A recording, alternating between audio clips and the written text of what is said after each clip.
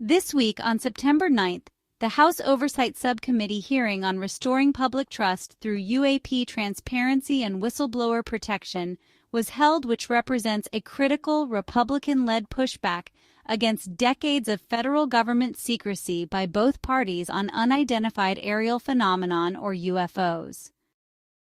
Decades of stonewalling on unidentified anomalous phenomena, or UAPs, was blatant.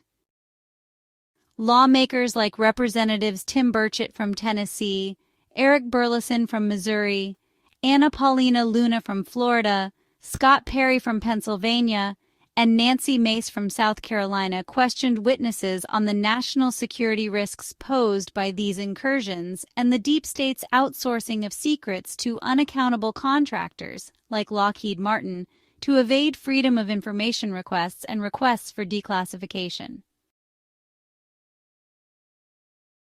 The testimonies painted a picture of non-human intelligence, or NHI, operating with impunity over U.S. military assets and nearly sparking global catastrophe, while bureaucrats classify everything to protect their turf rather than the public. This isn't science fiction.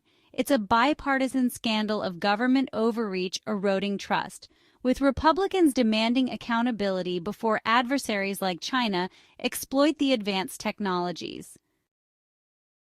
Important testimonies and claims of cover-ups, non-human intelligence, and specific incidents came from 5 witnesses, including Jeffrey Nuccitelli, a former U.S. Air Force security force with over 20 years in national security. Nuccitelli, a career Air Force veteran who guarded nuclear missile sites, delivered bombshell accounts of 5 UAP incursions at Vandenberg Space Force Base, north of LA near the coast. These incursions occurred between 2003 and 2005.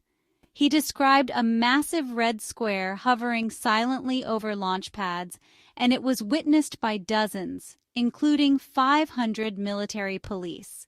That was followed by a football field-sized triangular craft zipping at impossible speeds, with no rotors or exhaust. In one personal encounter in 2005, a 30-foot glowing orb hovered over his home, jamming electronics and leaving him shaken. The All-Domain Anomaly Resolution Office, or AARO, was created under Biden in 2022, and they claim there's no evidence of extraterrestrials. But Nuccitelli revealed records were routinely destroyed every 3 years, and witnesses were silenced through stigma and reprisals. He slammed the lack of follow-up investigations despite $5 billion in funded projects at risk.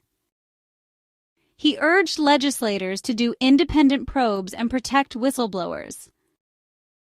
And he voiced his frustration with wasteful, secretive federal bloat that has left our defenses vulnerable.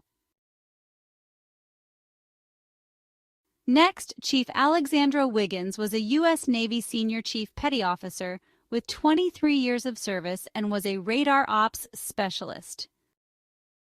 He also testified to a February 2023 UAP sighting off Southern California. It was a tic-tac-shaped, self-luminous orb which burst out of the ocean with 3 other UAPs. They then vanished with synchronized propulsion-free acceleration.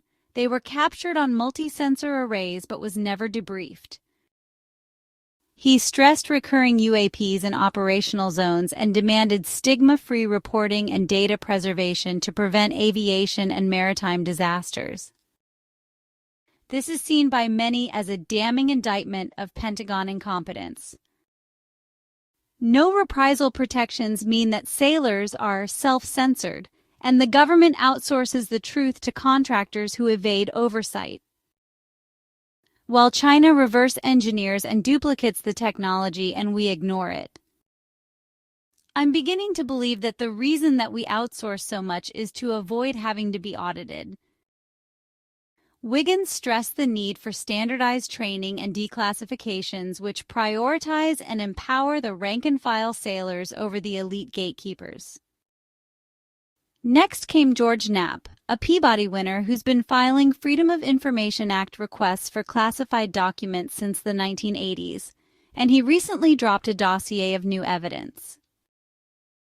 This included Russian Ministry of Defense files on unidentified aerial phenomena tampering with intercontinental ballistic missiles.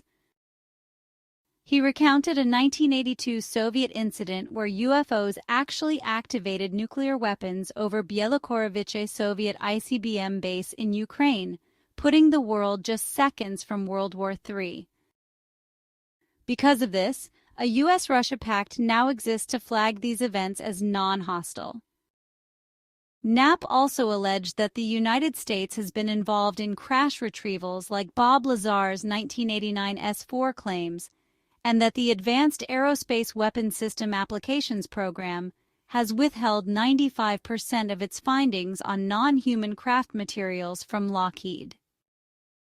He really blasted what he called the paper trail of lies, pointing out that Nathan F. Twining was a U.S. Air Force general who wrote a 1947 memo which confirmed the existence of real superior technology, yet officials keep gaslighting Congress.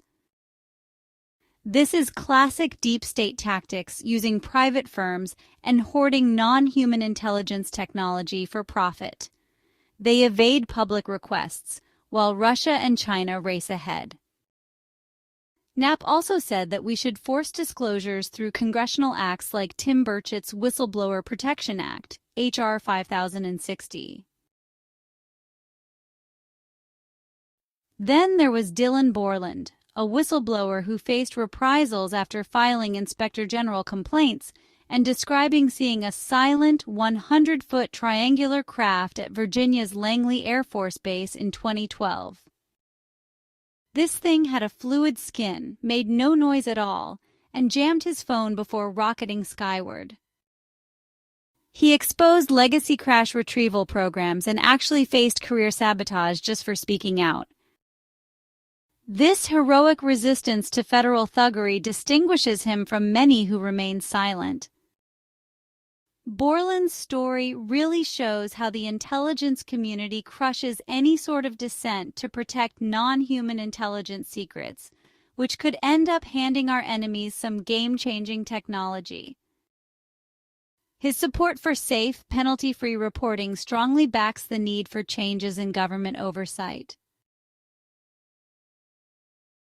Then there was U.S. Representative Eric Burleson, who stunned the room by premiering exclusive 2024 Yemen footage of a Hellfire missile just morphing into an Orb UAP. With the craft completely unfazed, it was clear proof of technology that outmatches our best arsenal. Representative Paulina Luna called it historic and vowed to expose the ban on truth that's crippling our defenses. Burchett was furious at what he called clock-running bureaucrats, demanding full taxpayer access, saying that we pay their salaries. Scott Perry, Republican representative from Pennsylvania, dug into possible psychological operations angles, like UFOs being used to mask black projects. Nancy Mace grilled witnesses on the risks posed by non-human intelligence.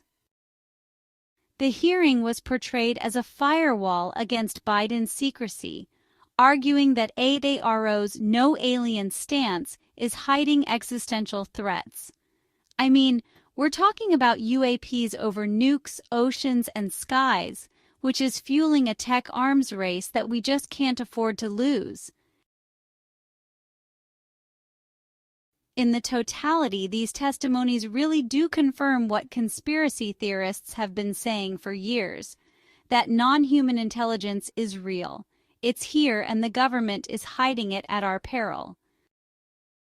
Without aggressive declassification and protections, public trust is destroyed and national security hangs by a thread.